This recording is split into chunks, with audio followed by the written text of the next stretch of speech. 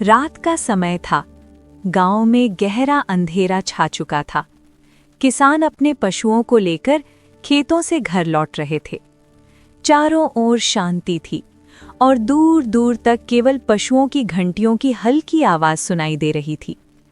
उसी समय गांव के चौधरी हरिराम चावड़ी में बैठे हुए थे और दिन भर के काम के बारे में सोच रहे थे।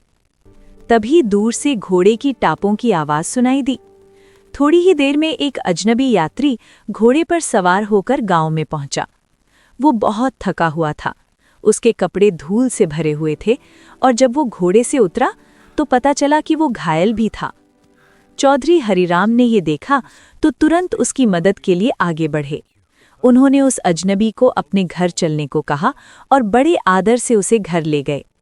घर के अंदर दीपक की हल्की रोशनी जल रही थी। हरिराम ने उसके घाव को गर्म पानी से साफ किया और सावधानी से उस पर पट्टी बांध दी।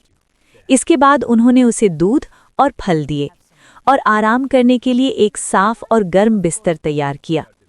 हरिराम के घर के सभी लोग भी उस यात्री की सेवा में लग गए। चौधरी हरिराम ने उसके घोड़े की भी अच्छी तरह देखभाल की और उसे ताज़ी हरी घास खिलाई। रात धीरे धीरे बीत गई। सुबह होते ही अचानक गांव में हलचल होने लगी। कुछ ही देर में राजा के सैनिक उस गांव में पहुंच गए। जब वो घायल यात्री बाहर आया तो सैनिक तुरंत झुककर आदर से खड़े हो गए। तभी सबको पता चला कि वो कोई साधारण यात्री नहीं था, बल्कि भेष बदलकर यात्रा कर रहे स्वयं राजा थे। राजा चौधरी हरिराम की दयालुता और सेवा भाव से बहुत प्रसन्न हुए।